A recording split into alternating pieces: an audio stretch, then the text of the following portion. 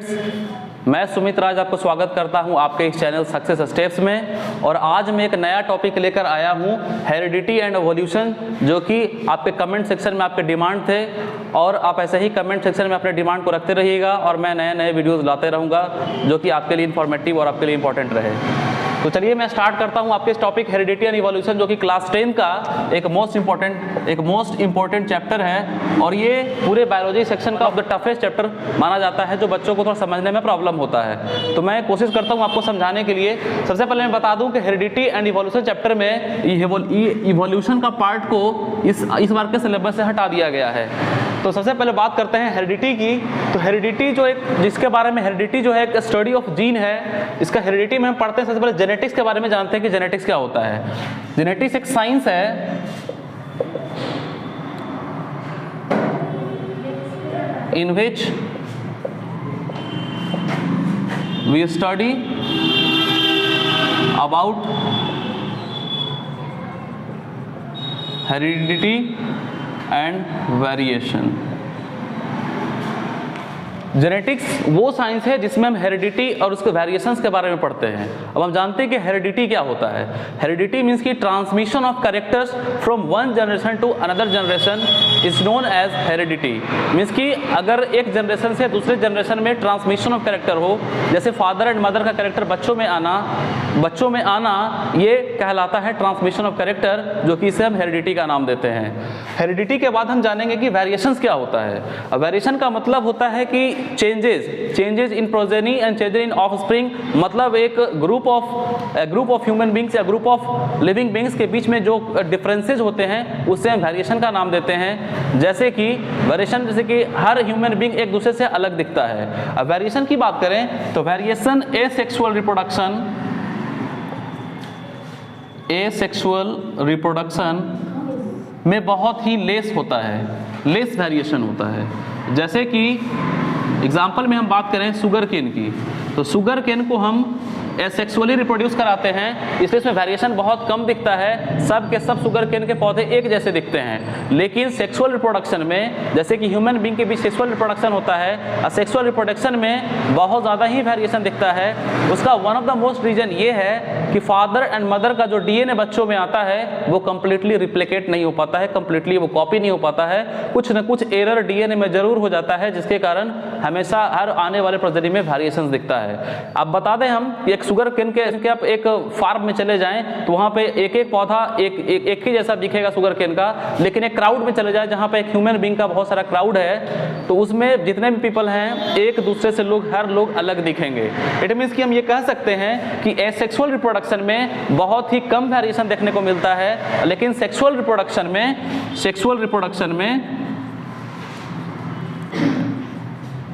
मोर variation देखने को मिलता है। तो अब हम बात करेंगे कुछ इंपॉर्टेंट पॉइंट्स की।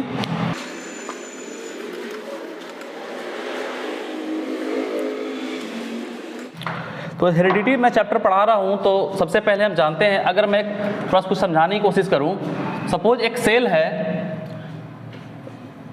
सेल के अंदर न्यूक्लियस होगा और इस न्यूक्लियस के अंदर क्रोमोसोम्स होंगे, इस क्रोमोसोम्स के अंदर डीएनए होंगे। डीएनए इस तरीके से होता है,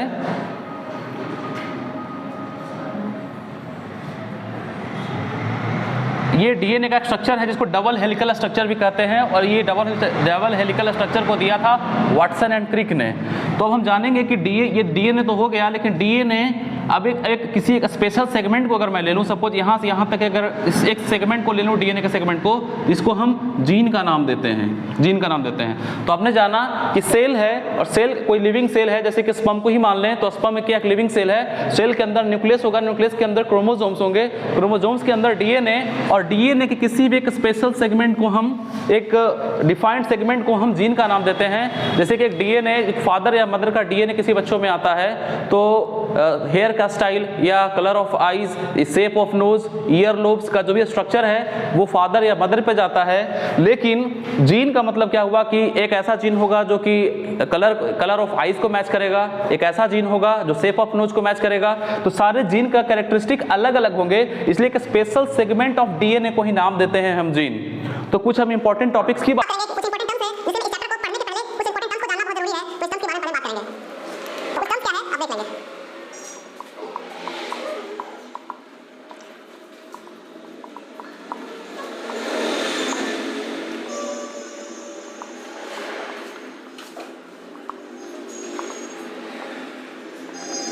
hybrid cross, dihybrid cross. तो मैं कुछ तो स्टूडेंट्स हम इन इंपॉर्टेंट टर्म्स के बारे में सबसे पहले बात करते हैं कि character, traits, dominant, recessive, F1 generation, F2 generation, monohybrid cross and dihybrid cross. तो मैं पहले आपको ये बता दूं कि जितने भी इंपॉर्टेंट टर्म्स आपको दिख रहे हैं इस बोर्ड पे, इस चैप्टर को आगे समझने के लिए ये इंपॉर्टेंट टर्म्स को समझना बहुत जरूरी है, क्योंकि आगे जैसे ही चैप्टर स्टार्ट होकर बढ़ेगा तो इन टर्म का नाम बार बार आएगा, इसलिए आपको इन टर्मों को समझना सबसे पहले ज्यादा जरूरी है। तो मैं कैरेक्टर की बात बताऊं तो कैरेक्टर है क्या, जैसे कि कोई भी एक ऑर्गेनिज्म है, अगर उसका हाइट, मैं अगर हाइट ले लूं या आइज ले लूं, कलर ऑफ आइज, तो हाइट जो हो गया ना वो हाइट कैरेक्टर हो गया, हाइट हो जाएगा वो कैरेक्टर होगा। लेकिन हाइट के अंदर हाइट या तो टॉल हो सकता है या ड्वार्फ हो सकता है। तो ये दोनों जो पेयर मिल रहे हैं, दोनों पेयर, ये दोनों ट्रेट्स कहलाएंगे, ये दोनों ट्रेट्स कहलाएंगे और ये कहलाएगा कैरेक्टर, ये कहलाएगा कैरेक्टर। तो आई होप कि आपने कैरेक्टर और ट्रेट्स को समझा होगा। कि कैरेक्टर जैसे कि हाइट हो गया तो हाइट एक कैरेक्टर, लेकिन हाइट के अंदर टॉलनेस और dwarfness, this both are the pair of traits. तो ये टॉल और ड्वार्फ ये दोनों ट्रेट्स है, लेकिन अगर हाइट की बात करूं तो ये कैरेक्टर है। तो इट मीन्स कि कैरेक्टर और ट्रेट्स आपको समझ में आ गया होगा। मैं डोमिनेंट की बात करूं तो डोमिनेंट का मतलब क्या होता है कि अगर एक फादर और मदर का कैरेक्टर बच्चों में जाता है, सपोज फादर टॉल हैं, मदर ड्वार्फ हैं, दोनों बच्चों का जो मिक्सचर जाएगा, दोनों का जो क्रॉस जाएगा, वो अगर टॉल है तो इसका मतलब कि अगर फादर टॉल है और मदर शॉर्ट है, मदर ड्वार्फ है, तो इन दोनों का जो कॉम्बिनेशन अगर टी और टी इस तरीके से आता है, क्योंकि आपको पता है कि फादर का डीएनए या मदर का डीएनए दोनों ही 50-50% आता है। तो अगर ये जो कॉम्बिनेशन बच्चों में मिलेगा वो टी और टी, इसी को जो इसको कैपिटल लेटर से जो डिनोट किया हुआ है इसको कहेंगे डोमिनेंट, और ये स्मॉल लेटर से जो है इसको कहेंगे रिसेसिव। अगर इसको समझाने की कोशिश करें डोमिनेंट और रिसेसिव को, तो अगर फादर या मदर का जो कैरेक्टर बच्चों में उभर के आया हो, जो दिखता हो, जो अपने आप को एक्सप्रेस करता हो, वो डोमिनेंट कैरेक्टर कहलाता है। और जो सप्रेस हो जाए, एक डोमिनेंट कैरेक्टर से जो सप्रेस हो जाए, जैसे फादर का कैरेक्टर और मदर का कैरेक्टर बच्चों में दोनों ही आएगा, लेकिन फादर का अगर टॉलनेस बच्चों में दिखता है, इट मीन्स कि वो क्या हो गया, उसका वो डोमिनेंट कैरेक्टर हो गया। और जो मदर का भी कैरेक्टर आएगा लेकिन वो सप्रेस हो चुका है डोमिनेंट कैरेक्टर से, इसलिए वो उभर के आएगा नहीं, वो दिखेगा नहीं फिजिकली। सो हम उस कैरेक्टर को हम बोलते हैं recessive character. Dominant character and recessive character आपने समझा होगा। डोमिनेंट कैरेक्टर को हम कैपिटल लेटर से दिखाते हैं और स्मॉल लेटर से हम रिसेसिव कैरेक्टर को दिखाते हैं। अगर थोड़ा और मैं बात करूं तो अगर टी और टी दो पेयर ऑफ जीन्स है, टी और टी मतलब ये टॉल और ये भी टॉल, तो ये दोनों आपस में दोनों ही डोमिनेंट हैं, तो ये ऑलवेज डोमिनेंट ही रहेंगे। और अगर स्मॉल टी और स्मॉल टी रहेगा तो अगर रिसेसिव ट्रेट्स अगर अकेला है तो वो अपने आप को एक्सप्रेस नहीं कर पाता, लेकिन जैसे ही इसके कोई साथ आ जाता है तो ये अपने आप को एक्सप्रेस कर सकता है। इट मीन्स कि अपने आप को ये ड्वार्फ दिखा सकता है। लेकिन अगर क्रॉस होके आया हो T, capital T and small T, तो ये एक मिक्सचर है, क्रॉस है, सपोज एक फादर और एक मदर से आया हो, तो क्योंकि ये कैपिटल टी डोमिनेंट है तो इसी का कैरेक्टर दिखेगा बच्चा में, जो कि ये क्योंकि ये डोमिनेंट है। तो डोमिनेंट हमेशा अपने आप को एक्सप्रेस करता है और रिसेसिव अपने आप को दिखाता तो है लेकिन वो अपने आप को एक्सप्रेस नहीं करता। वो जीन में मौजूद तो रहता है लेकिन अपने आप को एक्सप्रेस नहीं कर पाता ना। ये समझा होगा डोमिनेंट को और रिसेसिव को। तो मैंने अभी तक बताया कैरेक्टर, ट्रेट्स, डोमिनेंट और रिसेसिव के बारे में। अब मैं बताता हूँ F1 जनरेशन, F2 जनरेशन। उसके पहले मैं थोड़ा बात करूंगा क्रॉस के बारे में। अगर मैं पहले क्रॉस की बात करूं तो क्रॉस क्या है? Mixing of characters, mixing of characters. Mixing of characters का मतलब क्या हुआ, अगर फादर एंड मदर का कैरेक्टर बच्चों में मिक्स होके आता है वो उसको कहते हैं क्रॉस। अब क्रॉस के अंदर दो क्रॉस है, monohybrid cross and dihybrid cross. तो मोनो हाइब्रिड क्रॉस की अगर मैं बात करूं, मोनो हाइब्रिड क्रॉस में हम स्टडी करते हैं only one pair of traits का, एक कैरेक्टर के बारे में ही हम स्टडी करते हैं। जैसे कि अगर हाइट की बात किए तो सिर्फ हाइट की बात करेंगे, क्योंकि हाइट एक कैरेक्टर है और उसके अंदर ट्रेट्स, पेयर ऑफ ट्रेट्स हैं जो कि टॉल और ड्वार्फ है, टॉलनेस एंड ड्वार्फनेस। तो स्टडी ऑफ वन कैरेक्टर जिसमें हम एक कैरेक्टर की स्टडी करेंगे उसको हम कहेंगे मोनो हाइब्रिड क्रॉस, और जिसमें दो कैरेक्टर के बारे में डिस्कस करेंगे, दो कैरेक्टर के बारे में स्टडी करेंगे, उसे कहेंगे हम dihybrid cross. Study of two characters. और आपको पता है कि एक कैरेक्टर में दो ट्रेट्स होते हैं, पेयर ऑफ ट्रेट्स होते हैं, और जब हम डाई हाइब्रिड क्रॉस की बात करेंगे तो इसमें दो कैरेक्टर की बात करेंगे। जैसे कि अगर मुझे देखना है अगर टॉलनेस देख रहे हैं, या फिर अगर ये हम कलर देख रहे हैं, जैसे कि अगर कोई प्लांट ही लिए, प्लांट का हाइट ले रहे हैं और उसका कलर ले रहे हैं, तो दो बार हम एक बार बात करें, कलर सपोज कि येलो ले लिए, तो दो कैरेक्टर का बात हो रहा है। ये टॉलनेस, ये हाइट अलग है, कलर अलग है, और दो चीज़ों को हम एक साथ ले रहे हैं, दो कैरेक्टर को हम एक साथ ले रहे हैं, और इस चीज़ों को हम पहचानते हैं आगे जाके, जो कि ये डाई हाइब्रिड क्रॉस, इसको हम समझते हैं। इसका मतलब मोनो हाइब्रिड क्रॉस का मतलब हुआ एक पेयर, एक कैरेक्टर के बारे में स्टडी करना और दो कैरेक्टर के बारे में स्टडी करना को हम कहेंगे dihybrid cross. I hope आपने अभी तक ये क्रॉस के बारे में समझा होगा कि ये मिक्सिंग ऑफ कैरेक्टर को ही क्रॉस कहते हैं। क्रॉस के दो टाइप्स में पढ़ेंगे, monohybrid cross and dihybrid cross. Monohybrid cross का मतलब study of one character, and dihybrid cross का मतलब स्टडी ऑफ टू कैरेक्टर्स। तो अब आगे बात करते हैं F1 generation and F2 generation. F1 generation का मतलब होता है, ये F1 का मतलब होता है फिलियल जनरेशन, फिलियल जनरेशन, और इसको हम पढ़ते हैं फर्स्ट फिलियल जनरेशन, और इसको पढ़ेंगे सेकेंड फिलियल जनरेशन। सपोज मैं समझाने की कोशिश करूँ F1 और F2 होता क्या है, तो सपोज मैं समझाने की कोशिश करूँ कि F1 और F2 होता क्या है, तो मैं बताऊंगा कि अगर एक पेरेंट्स मतलब बोथ मदर एंड फादर को हम लेंगे साथ में यहाँ पर, और उनके कैरेक्टर को दिखाने की कोशिश करेंगे। सपोज कि टॉल हैं और एक शॉर्ट है, ड्वार्फ हैं, तो आपको पता है कि जो बच्चों में आता है दोनों से 50-50% आता है, तो ये आएगा T और T। तो ये जो आया कॉम्बिनेशन, सबसे पहले ये होते हैं पेरेंट जनरेशन, इसको हम P जनरेशन बोलते हैं, जिसको हम पेरेंट जनरेशन भी कहते हैं। तो सबसे पहले दोनों का जो मिक्सिंग कैरेक्टर आया है ये हमारा F1 जनरेशन कहलाता है, F1 जनरेशन। अगर मैं दिखाऊं ये आया कैसे, तो अगर मैं दिखाऊं इस तरीके से T और ये दोनों स्मॉल t है, अगर ये T मिलेगा तो ये T, और ये एक बार इससे मैच करेगा तो ये capital T and small t, ये एक बार इससे मैच करेगा तो capital T and small t, इससे मैच करेगा तो capital T and small t।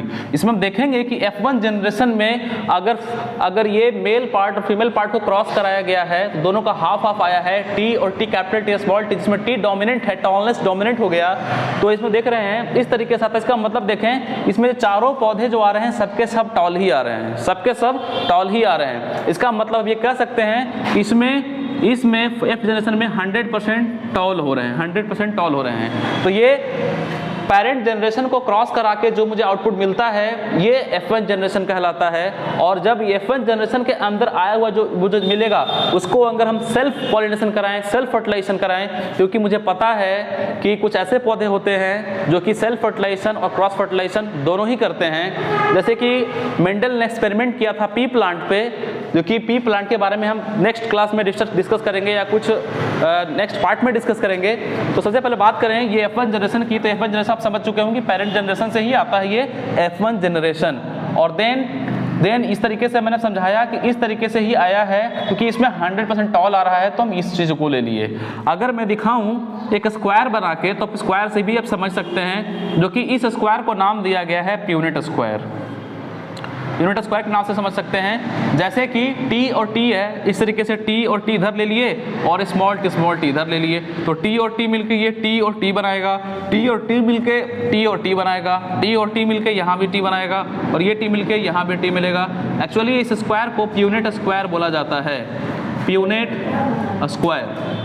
तो इस तरीके से आपने इस टेबल से भी देखा और इस तरीके से भी देखा। आई होप आपने समझा होगा कि इस टेबल के जरिए भी यही आ रहा है, ये चारों चीज़, ये चारों एक तरीके का आ रहा है। इसका मतलब कि चारों प्लांट जो मिल रहे हैं F1 जनरेशन में वो टॉल मिल रहे हैं। वो अलग बात है कि हाइब्रिड मिल रहे हैं क्योंकि मिक्सिंग ऑफ करेक्टर है, मिक्सिंग क्रॉस्ड है, क्योंकि मिक्सिंग करेक्टर है, ना तो वो प्योर टॉल है ना ही प्योर डॉर्फ है, ये मिक्सिंग ऑफ करेक्टर आ रहा है इसमें। मतलब 50% टॉल से और 50% ड्वार्फ से, तो ये कैपिटल टी और स्मॉल टी बना है, जिसमें जो डोमिनेंट पार्ट है वो कैपिटल टी है। जो बच्चा प्रोजेनी दिखेगा वो टॉल ही दिखेगा, या फिर आने वाले जो प्लांट दिखेंगे वो टॉल ही दिखेंगे। तो आपने होप आपने समझा होगा F1 जनरेशन के पार्ट को। अब मैं बात करता हूँ F2 जनरेशन की। अब जो मुझे F1 जनरेशन में जो मिलता है उसी का सेल्फ पॉलिनेशन करा के हम F2 जनरेशन को फाइंड करते हैं। सपोज टी कैपिटल टी या स्मॉल टी मिला है, इसके लिए भी मैं कोई यूनिट स्क्वायर ड्रॉ करूंगा और यहाँ पर कैपिटल टी और यहाँ पे स्मॉल टी, फिर से capital T and small T लेंगे, तो टी और टी मिलके ये दोनों ही कैपिटल टी आएगा, टी और टी मिलके ये capital T and small T आएगा, और यहाँ ये टी और टी मिलके यहाँ भी कैपिटल टी और स्मॉल टी, और टी और टी मिलके ये स्मॉल टी, दोनों ही स्मॉल टी आएगा। तो यहाँ पे हम देखेंगे कि जो ये दिया हुआ है, ये जो यूनिट स्क्वायर बनाने के बाद जो ये जो जीन आ रहा है, दोनों ही कैपिटल, ये दोनों ही स्मॉल और दोनों ही जैसे दिख रहे हैं। अब एक बात मैं करूँ एक और इम्पोर्टेंट टर्म्स की, तो एक टर्म्स आएगा होमोजाइगस और एक टर्म आएगा हेट्रोजाइगस।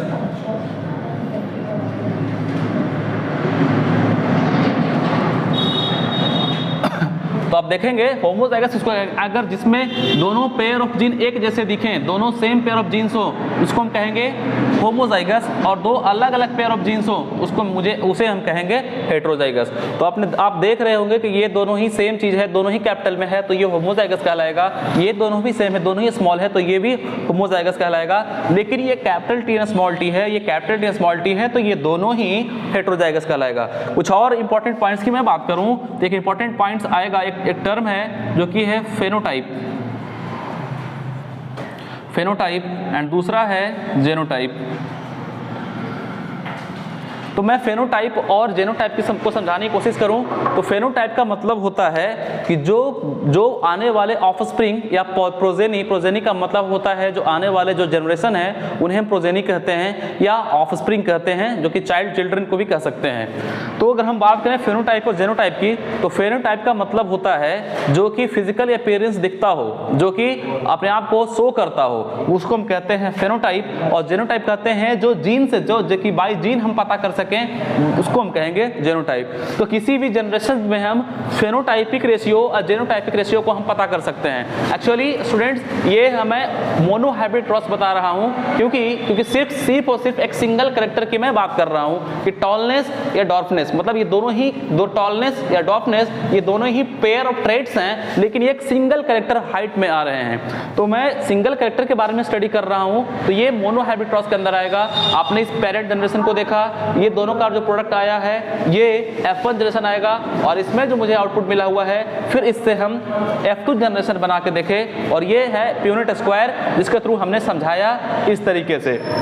तो अब हम बात करते हैं फेनोटाइप और जेनोटाइप की, जो कि मैंने समझा चुका कि फिजिकल अपीयरेंस जो दिखे किसी ऑफस्प्रिंग में तो वो फेनोटाइप होता है, और जो हम जीन से पता कर सकें वो जेनोटाइप होता है। तो अगर इस पूरे यूनिट स्क्वायर में अगर मैं बात करूं जेनोटाइप एंड फेनोटाइप की, तो आप देखेंगे क्योंकि genotype ratio and phenotypic ratio exam में आता है। अगर मोनोहाइब्रिड क्रॉस का ये स्क्वायर यूनिट स्क्वायर बन चुका है तो हम देखेंगे कि ये देख रहे हैं ये टी है, इसका मतलब कि प्लांट टॉल होगा।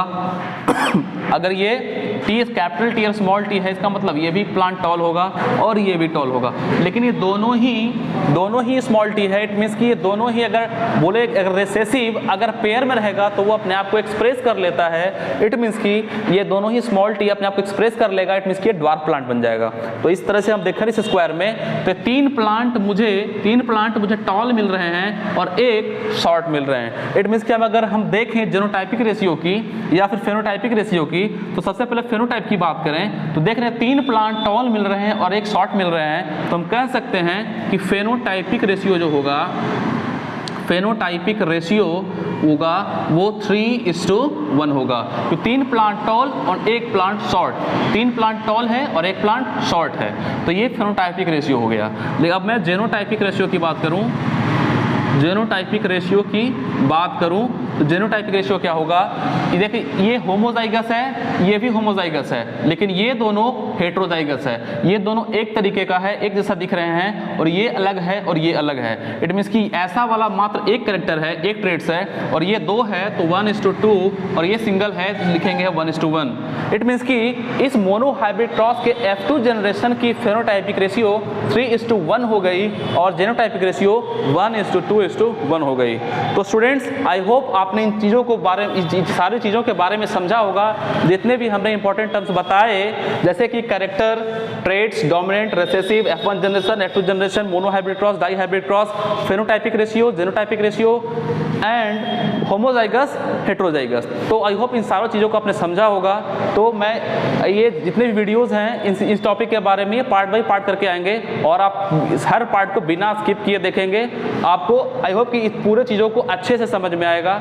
और आपको जो भी वीडियो की ज़रूरत हो तो आप कमेंट सेक्शन में ज़रूर डालें कि मैं नेक्स्ट वीडियो को मैं जल्द से जल्द लाऊं। Thanks for watching.